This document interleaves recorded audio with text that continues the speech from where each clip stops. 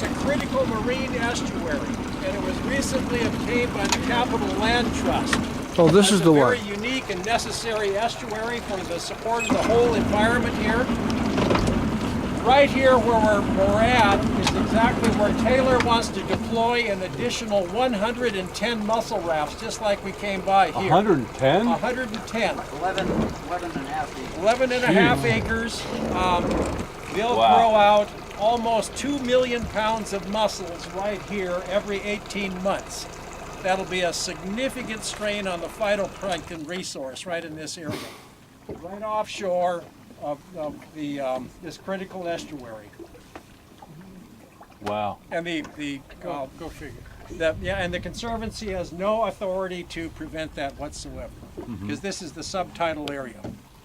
Lee mentioned the low dissolved oxygen too, the fish kill right here, what it will do. Maybe you can. Oh yeah, now Preston has mentioned this to our guests here in this boat, but here about 5 years ago, Preston commissioned a private dive underneath the rafts.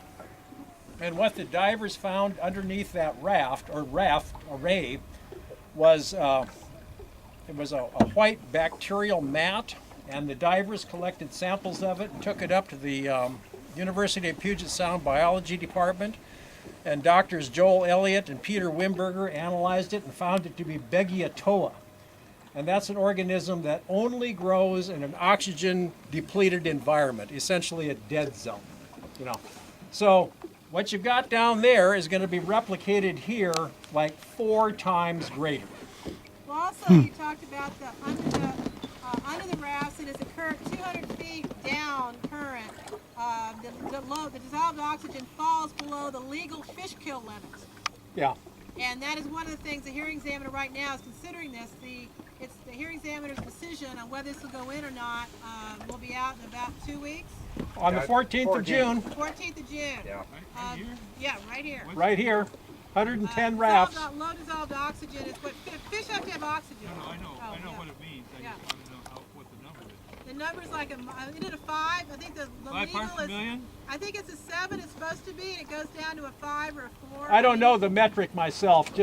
And you got down to a 4 in certain parts of the year. Yeah, I got down to a 4. Oh, that's pretty good. And this is known salmon migration through here, and that's why they bought this with taxpayer money. Well, the real important thing is that there were 3 endangered species that are,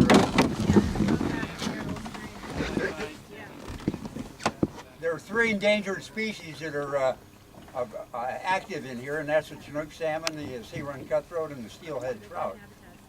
And of the zooplankton that these mussels ingest as fish larvae. So all that's going to play certainly isn't going to be a help to that migration. It'll destroy the availability of the bait fish. And the fish themselves. So which hearing examiner is making that decision? Tom Bjorgen, Okay. who's running for Superior Court judge. Court of Appeals. Oh, is that it? Excuse me. Anyway. So didn't they delay the decision though? It's been delayed twice because of the body of scientific information that Mr. Bjorgen needs to consider to render his decision. So, actually, we're encouraged by the fact that he's taking that much time to seriously consider, not just the issue, but, The law, I mean. well, the law and the information that both the proponent and ourselves, who are the opponent to this, So, I mean, he's taking it seriously. We obviously don't know what kind of a decision he's going to render. As you can hope for on Tell that. everybody too that Taylor is on the board of the Capital Land Trust. Preston mentioned that. As am I. Yeah, but you're not putting in 100 mussel rafts. That's right. Is there anything you can say about Tom Bjorgen? Is that he will be deliberative and comprehensive, and We're quite confident. you may not like his decision, but he will dot every I, and he'll extend things to make sure everybody's had a chance to haul whatever they want into the hearing. And he certainly allowed that in, what was it, 3 days of hearings or 2? 2.5 days. Very comprehensive. He provided both parties, an extraordinary opportunity to bring in their information. He went down to the mats with the PhDs. Yeah. Yeah. Great. We brought in, a couple of experts that we consider to be very credible with respect to their scientific knowledge with regard to the impacts on bait fish, which of course, Yeah, Dan Pentella came in. Dan Pentella and Wayne Daly. Yeah, and Wayne Daly, yeah. True experts on all levels of fin fish, both bait fish and then the higher levels. So Taunton Inlet's about 92% shellfish aquaculture. About 95. About Yeah. 95, so it's grown. Well, it's got 33 miles of shoreline, and all but 3 miles are involved in aquaculture, as we've seen in some way. So I don't know what percentage that is, but it's a heavy load. Now, in the old days, I know, and when I say old days, I mean like longer than maybe 15 years ago. Yeah.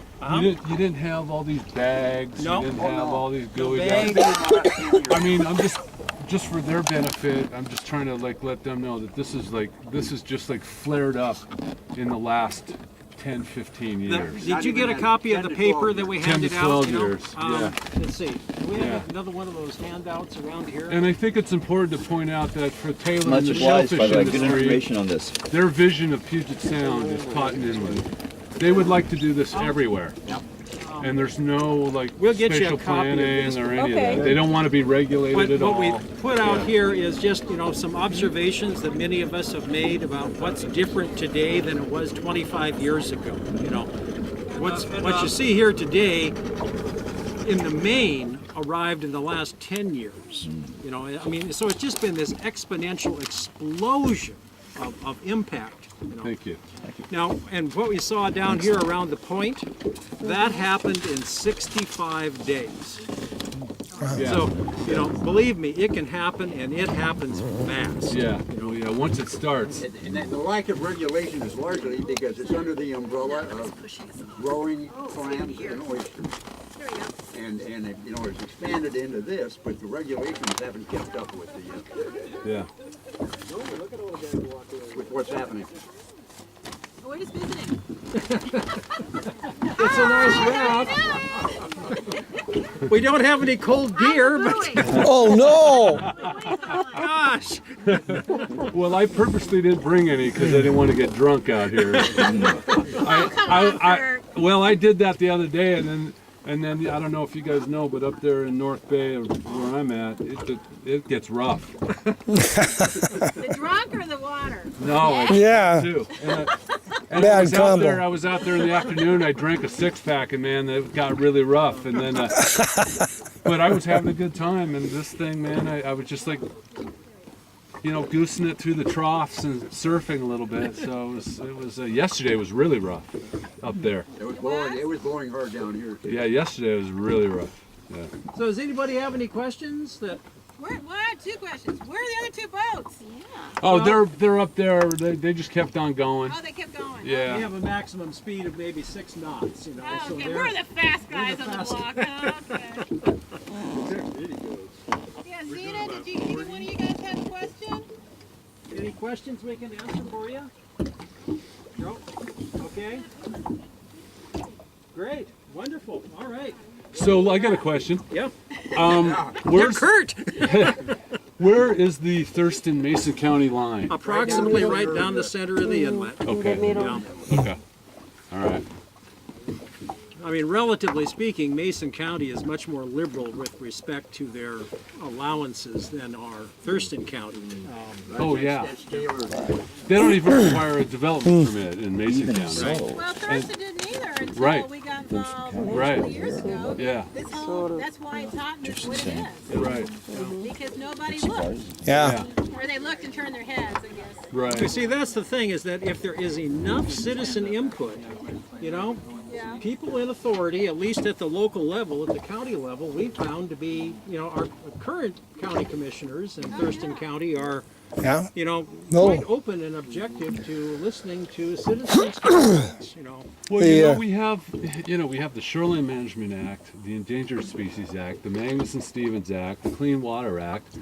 I've always said we really have the law on our side. I mean, if you read the acts, if you read the laws, You know. It's there.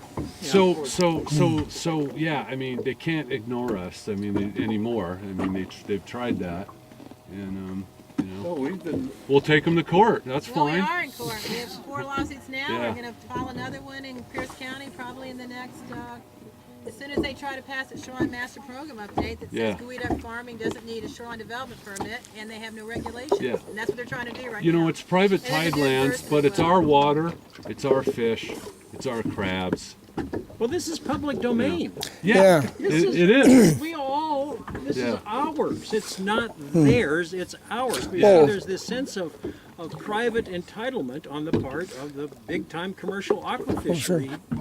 Because they say, well, we've been here for 100 years, and therefore it's ours. And in fact, there was an article in Smithsonian Magazine, and the function of the article was to discuss the Olympia oyster, which is the true native oyster here. You mean the one we don't see? Yeah. The one you don't Yeah. see. Yeah. I mean, these The one oysters is- are Pacific oysters. They're truly not native. I guess today they're considered to be native, but biologically they are not. So this article set forth to discuss the reemergence artificially through aquaculture of the Olympia oyster. But more than anything, in my considered opinion, take it or leave it, you know, it was a marketing opportunity for the Taylor Company. Sure.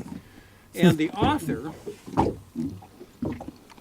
errantly so, and I was surprised considering the publication, said something to the effect of Taylor's Totten Inlet. Yeah, oops. A little slip there, maybe. In a Yeah. possessive sense, Taylor's Sure. Totten Inlet.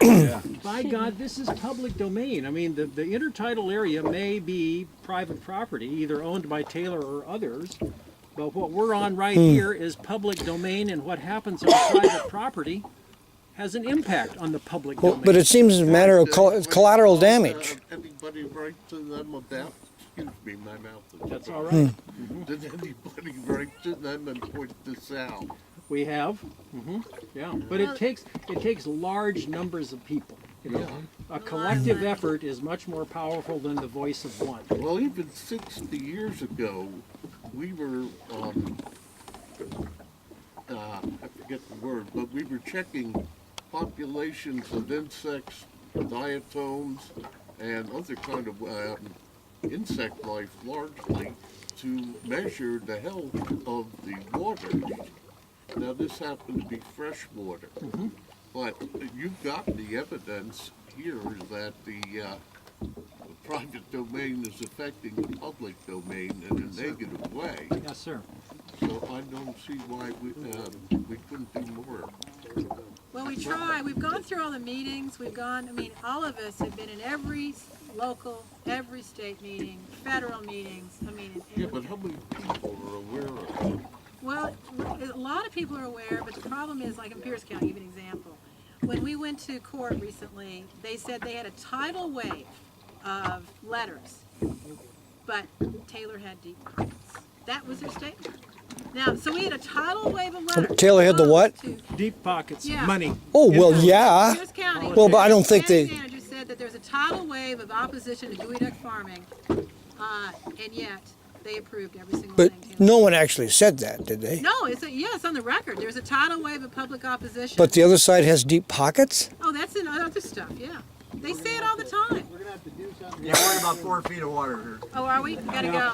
All right. Well, let's head back. Bye.